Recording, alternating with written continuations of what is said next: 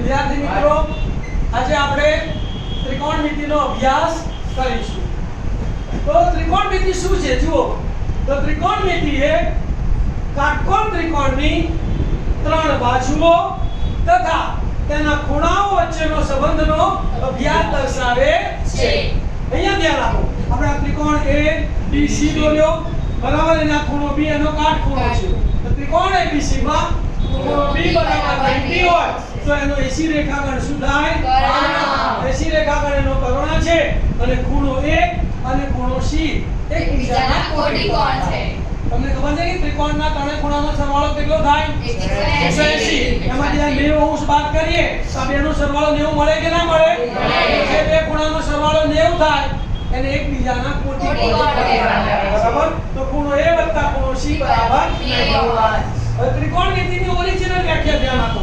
તો ત્રિકોણમિતિ એ કાટકોણ ત્રિકોણની કોઈ એક કોટિકોણના કાં તો આ કોટિકોણ લો કાં તો આ કોટિકોણ લો, બરાબર, એના અનુસંધાનમાં લીધેલી બે બાજુઓનો ગુણોત્તર છે. શું છે ત્રિકોણમિતિ? બોલો. ત્રિકોણમિતિ એ કાટકોણ ત્રિકોણના કોઈ એક કોટિકોણના અનુસંધાનમાં લીધેલી બે બાજુઓનો ગુણોત્તર છે. વિપારક નામનો ગણિતશાસ્ત્રી થઈ ગયો જેના ત્રિકોણમિતિ શોધી. તો જુઓ, આપણે આ ખૂણાને આપણે થીટા નામ આપીએ તો આ ખૂણાની આ કઈ બાજુ કહેવાય? સામેની. અને આ ખૂણાની આ કઈ બાજુ કહેવાય? પાસેની. અને આ એનો કર્ણ. આ એની સામેની બાજુ થઈ, આ એની પાસેની બાજુ થઈ. અહીંયા આપણને 6 ગુણોત્તર મળે. સામેની છેદમાં કર્ણ, સામેની છેદમાં પાસેની, પાસેની છેદમાં કર્ણ, પાસેની છેદમાં સામેની. હવે પહેલા કર્ણ લઈએ તો કર્ણ છેદમાં સામેની, કર્ણ છેદમાં પાસેની.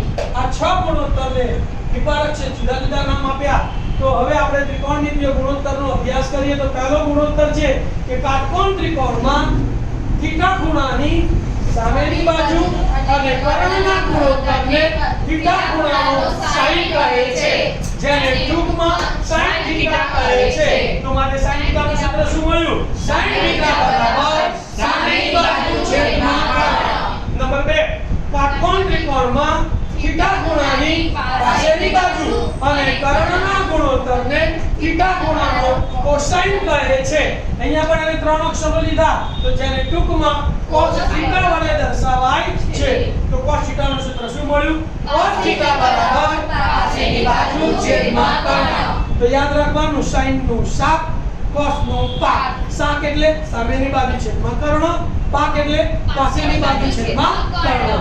તો sin થીટા નું સૂત્ર યાદ રહી ગયું. sin થીટા બરાબર સામેની બાજુ છેદમાં કર્ણ અને cos થીટા બરાબર પાસેની બાજુ છેદમાં કર્ણ. દાખલા તરીકે આમાં 3 છે, આ 4 છે અને આ 5 છે.